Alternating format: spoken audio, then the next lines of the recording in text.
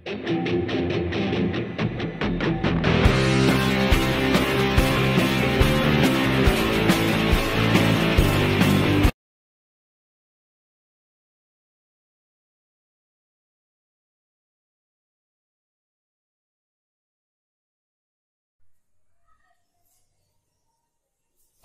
আলাইকুম ভিউয়ার্স, আজ আমি নবম দশম শ্রেণীর গণিত বইয়ের নবম অধ্যায় থেকে ত্রিকোণমিতিক অনুপাতের সূত্রসমূহকে একটি ম্যাজিক্যাল পদ্ধতিতে ষড়ভুজের মাধ্যমে আপনাদের সামনে উপস্থাপন করব।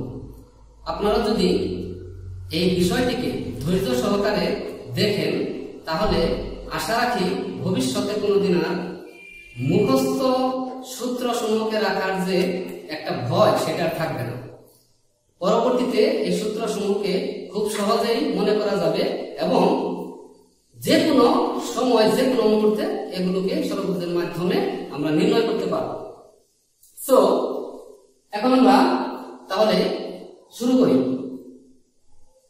এখানে আমরা দেখতে পাচ্ছি যে একটা ষড়ভুজ অঙ্কন করা আছে।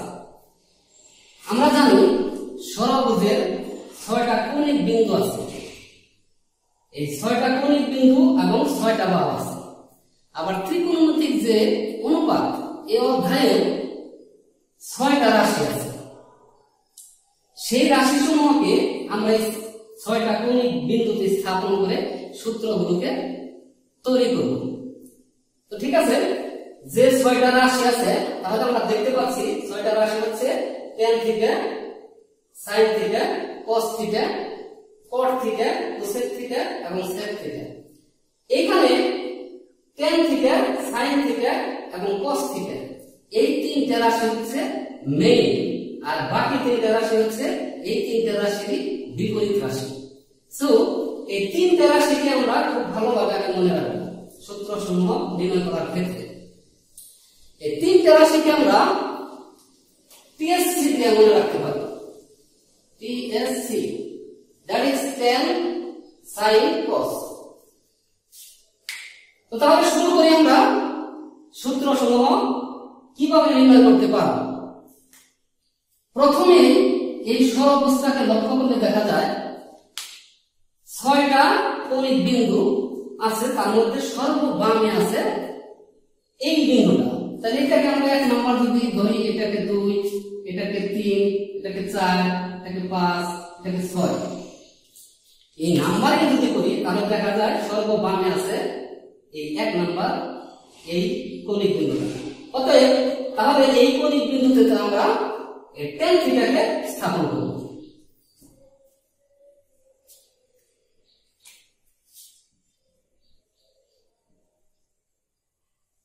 tan থিটা, তাহলে tan এর পরে কি আছে? sin আছে, তাহলে আমরা sin স্থাপন করব এখানে। তারপরে আছে cos, আমরা cos থিটা স্থাপন করব। একই সাথে আমাদের একটা কথা মনে রাখতে হবে যে প্রত্যেকটার যে বিপরীত রাশি আছে সেই বিপরীত রাশিটা এই যে বিন্দুগুলো আছে বিপরীত বিন্দুতে স্থাপিত হবে। যেমন tan এর বিপরীত রাশি হচ্ছে cot, তাহলে এই cot রাশিটাও এই tan এর যে বিপরীত প্রান্ত আছে সেই বিন্দুতে স্থাপিত হবে। তাহলে এখানে আমরা cot স্থাপন করব, cot থিটা। অনুরূপভাবে sin এর বিপরীত রাশি cosec, তাহলে cosec কে তার বিপরীত প্রান্তে স্থাপন করলাম, cosec থিটা। একইভাবে cos এর বিপরীত রাশি হচ্ছে sec থিটা, তাহলে এই বিপরীত প্রান্তে আমরা sec থিটাকে স্থাপন করব। এখন এই যে প্রান্ত বিন্দুগুলো আছে এই বিপরীত প্রান্ত বিন্দুগুলো যদি আমরা যোগ করি তাহলে এই রেখাগুলো একটা বিন্দুতে স্থাপিত হয়, মিলিত হয়। সেই মিলিত বিন্দুটাকে আমরা 1 ধরলাম। তো এখন আমরা মোটামুটি ভাবে আমাদের ষড়ভুজটা যা যা লেখা দরকার আমরা কমপ্লিট করেছি। এখন আমাদের সূত্র সমূহ কিভাবে নির্ণয় করব সেই ট্রিক্স গুলা শুরু করব। তো প্রথমেই আমরা দেখতে পাচ্ছি বিপরীত রাশি নিয়ে একটা সূত্র আমরা নির্ণয় করব, এক ধরনের সূত্র, সেগুলো হচ্ছে বিপরীত রাশি। তাহলে বিপরীত রাশি কি? আমরা বাম থেকে শুরু করব। সর্ববামে কি আছে? tan থিটা আছে। তাহলে tan থিটা থেকে আমরা শুরু করব। tan থিটা এক নাম্বার ট্রিক্স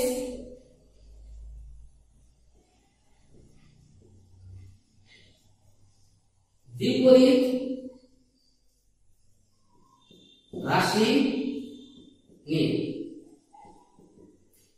তাহলে এক নম্বর ট্রিক্সটা কি? আমরা tan থিটা নির্ণয় করব প্রথমে। তাহলে tan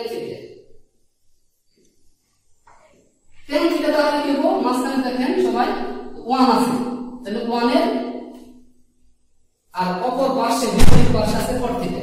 তাহলে সূত্রটা হবে 1/cot থিটা।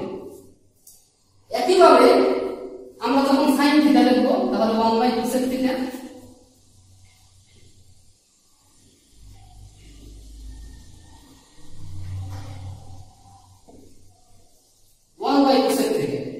একইভাবে যখন আমরা cos থিটা লিখব তখন আমরা দেখতে পাচ্ছি 1/sec থিটা। cos এর বিপরীত রাশি sec, অর্থাৎ 1/sec থিটা। এখন আমরা cot থিটাকে নিয়ে নেব। তো cot যেহেতু tan এর বিপরীত, তাহলে এখান থেকে আমরা সূত্রটা নির্ণয় করতে পারি, কিন্তু আমরা যেভাবে শুরু করছি এভাবেই করব। যেমন cot থিটা, তাহলে cot থিটা কি হবে? cot এর বিপরীত রাশি tan, তাহলে 1/tan।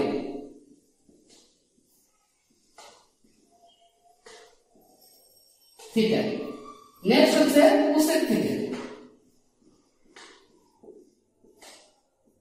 একইভাবে cosec থিটার বিপরীত রাশি হচ্ছে sin, তাহলে 1/sin থিটা। অতঃপর সর্বশেষ হচ্ছে sec থিটা। তাহলে sec থিটা আমরা কিভাবে লিখতে পারি? একইভাবে 1/cos থিটা, তার বিপরীত রাশি cos। তাহলে এক ধরনের ট্রিক্স আমরা ব্যবহার করে এই 6টা সূত্র নির্ণয় করলাম। আশা রাখি সকলের কাছে এই সূত্র সমূহ নির্ণয়ের যে পদ্ধতি এটা ভালো লেগেছে। তো 2 নাম্বার ট্রিক্স নিয়ে এখন আমরা আলোচনা করব। 2 নাম্বার ট্রিক্সটা হচ্ছে পাশাপাশি রাশি, 3টে রাশি নিয়ে আমরা সূত্র নির্ণয় করব। পাশাপাশি 3টে রাশি মনে রাখতে হবে। তাহলে এইটা আমরা মুছে দিলাম।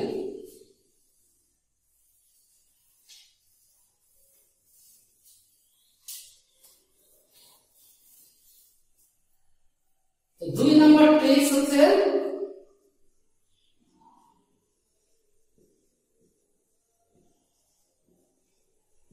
পাশাপাশি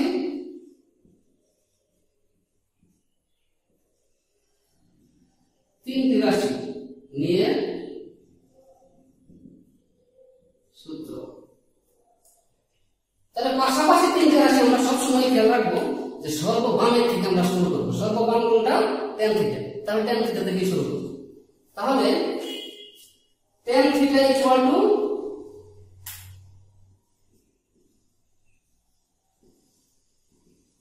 পাশাপাশি রাশি sin বাই cos, তাহলে sin theta by cos theta. এখন আমরা এইভাবে এই 3টে রাশি নিয়ে কাজ করলাম। এভাবে আমরা এখন যদি sin নিয়ে করি তাহলে sin থেকে এখানে আসবে, অর্থাৎ পাশাপাশি 3টে রাশি হবে sin cos cot, অর্থাৎ সূত্রটা হবে sin theta equal to cos theta by cot theta. ঠিক একইভাবে cos theta equal to cot theta by cosec theta, cot theta equal to cosec by sec, cosec equal to sec by tan, sec equal to tan by sin। এভাবে আমরা নির্ণয় করতে পারি। তবে এই সূত্রগুলো নবম দশম শ্রেণীতে ব্যবহার হয় না, এই জন্য আমরা অন্য সব সূত্র আজ এখানে উপস্থাপন করব না, শুধু এইটা ব্যবহৃত হয় এবং এর আরেকটা বিপরীত যে সূত্র cot থিটা সেটা ব্যবহৃত হয়। তাহলে cot থিটা যেহেতু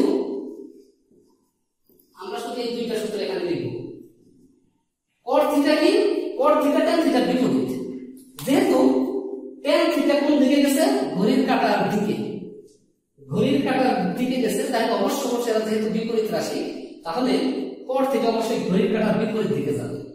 তাহলে ঘড়ির কাঁটার বিপরীত দিকে যদি যায় তাহলে cos বাই sin হবে।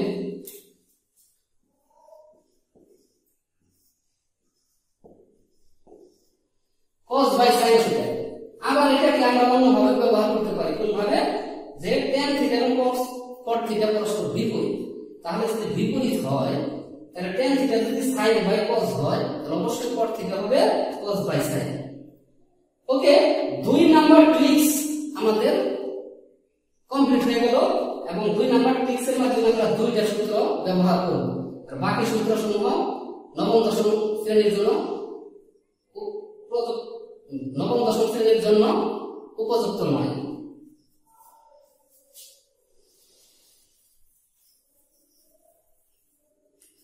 এখন আমরা 3 নাম্বার ট্রিক্স ব্যবহার করে সূত্র নির্ণয় করব। সেই সূত্রগুলো কি? বর্গের সূত্র।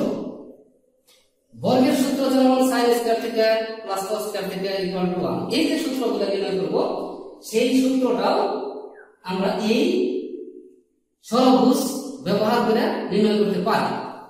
যেমন 3 নাম্বার ট্রিক্স হচ্ছে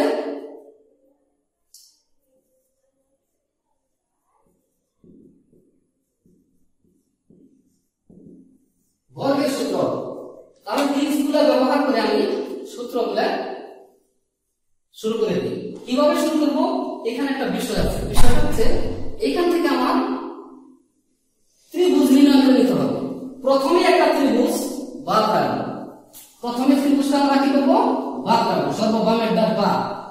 তারপরে থেকে আমরা ত্রিভুজ ধরবো। 1 নাম্বার ত্রিভুজ। অন্য কালার দিয়ে দিলাম যাতে আমরা এটাকে খুব সহজে আইডেন্টিফাই করতে পারি। তাহলে তারপর একটা বাদ যাবে, তারপর একটা দিয়ে আবার আমরা করব, তারপর একটা বাদ যাবে এবং তারপর একটা দিয়ে আমরা সূত্রটা নির্ণয় করব। তাহলে এখানে 3টা ত্রিভুজকে আমরা চিহ্নিত করব। একটা করব না, তারপরটা করব, তারপরটা করব না, তারপরটা করব, এভাবে 3টা পর্যায়ক্রমে 3টা ত্রিভুজকে আমরা নির্ধারিত করেছি সূত্র লেখার জন্য। তাহলে 1 নম্বর ত্রিভুজ হচ্ছে এইটা, sin থিটা cos থিটা 1। এই ত্রিভুজের 3টা কৌণিক বিন্দুতে 3টা রাশি আছে, একটা হচ্ছে sin থিটা, আর একটা cos থিটা এবং 1।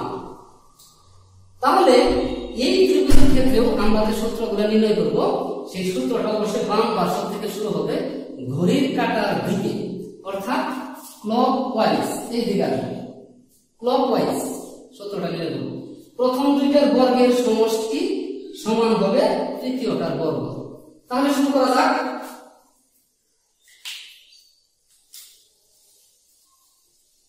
তাহলে 1 নম্বর সূত্র sin square theta plus cos square theta equal to 1।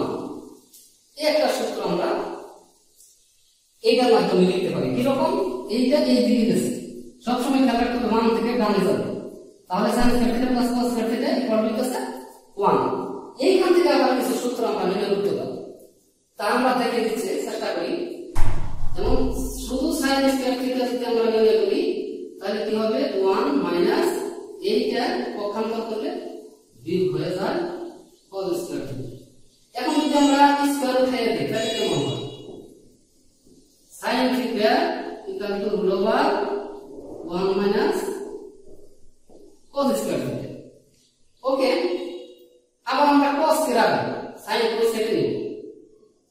তাহলে cos square theta equal to 1 minus sin square theta. Okay, তাহলে cos থিটা যদি বের করি আমরা equal to root over 1 minus sin square theta. তাহলে এই 1 নম্বর সূত্রটা আমরা খুব সহজে, কোনোদিনই মুখস্থ করার প্রয়োজন নাই, এই পদ্ধতিতে এটা নির্ণয় করতে পারলাম। এখন নেক্সট হচ্ছে আরেকটা সূত্র আছে, এই 2 নাম্বার যে ত্রিভুজটা, এই ত্রিভুজের মাধ্যমে ঠিক একই উপায়ে একই ভাবে আমরা এটা নির্ণয় করব। সেটা কি? আমরা এই বিন্দু সর্ববামের বিন্দু কোনটা? 1। এই ত্রিভুজের সর্ববামের বিন্দু কোনটা? 1। তাহলে 1 থেকে শুরু করব, অর্থাৎ এইখান থেকে শুরু করে এই দিকে আসবো। তাহলে কি হবে 1 যোগ cot square theta equal to cosec square theta. তাহলে 2 নম্বর সূত্রটা আমরা এখানে লিখি।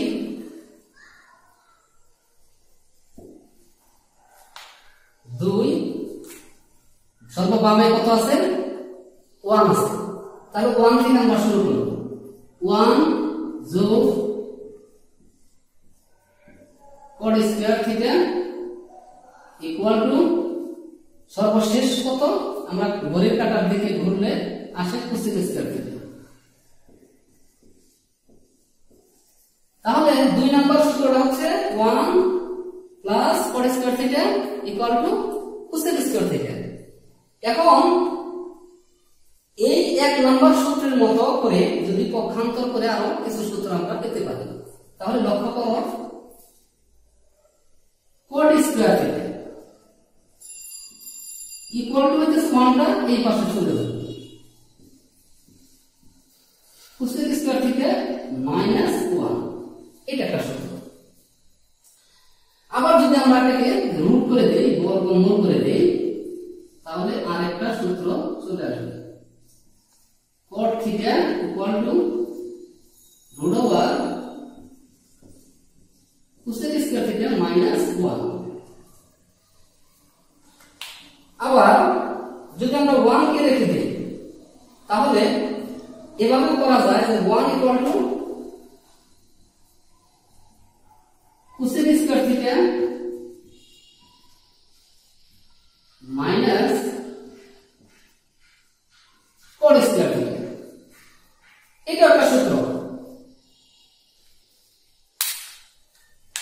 আবার শুধু যদি cosec থিটা আমরা লিখি, তাহলে এই সাইডে আমরা বর্গমূল করতে পারি।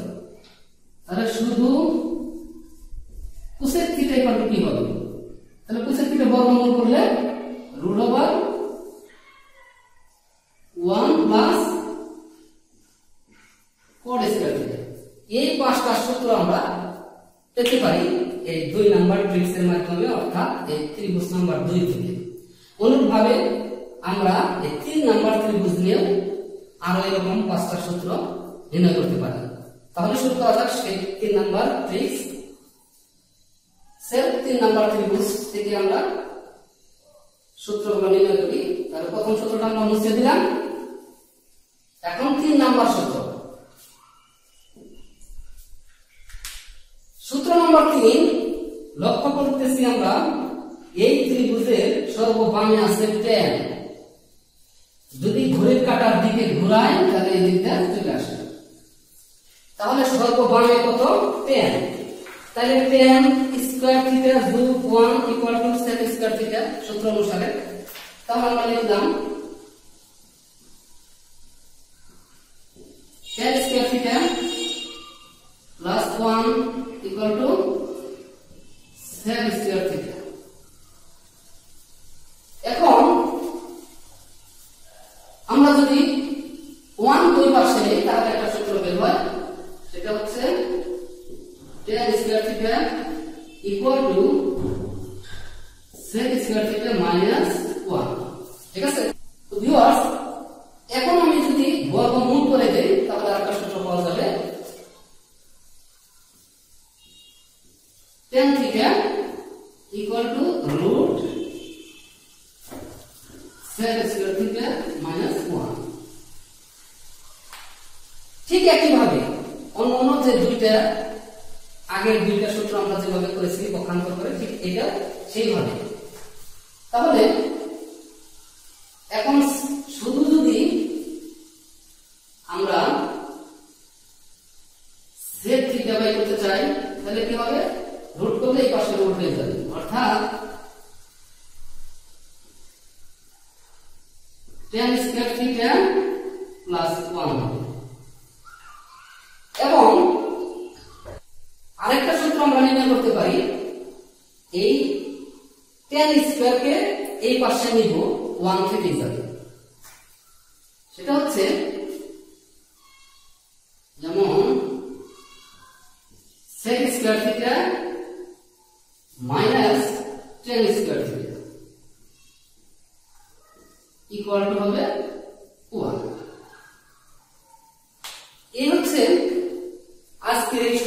মাধ্যমে নির্ণীত ত্রিকোণমিতিক অনুপাতের সূত্র।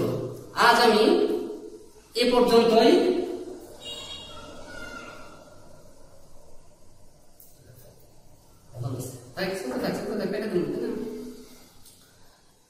তো আজকে সরলবুদ্ধির মাধ্যমে যে সূত্র সমূহ আমি উপস্থাপন করলাম, আশা রাখি কারোই বোঝার কোনো সমস্যা হয়নি, এবং আমার ধারণা এই সরলবুদ্ধির মাধ্যমে যদি এই সূত্রগুলোকে আমরা মনে রাখি তাহলে অবশ্যই ভবিষ্যতে কোনোদিন এই সূত্রসমূহকে মুখস্থ করার প্রয়োজন নাই। যে কোনো সময় আমরা এর মাধ্যমে সূত্রসমূহকে নির্ণয় করতে পারব। অতএব আজ এই পর্যন্তই, এবং সামনে আমি আরো এই বিষয়ে ভিডিও নিয়ে আসবো।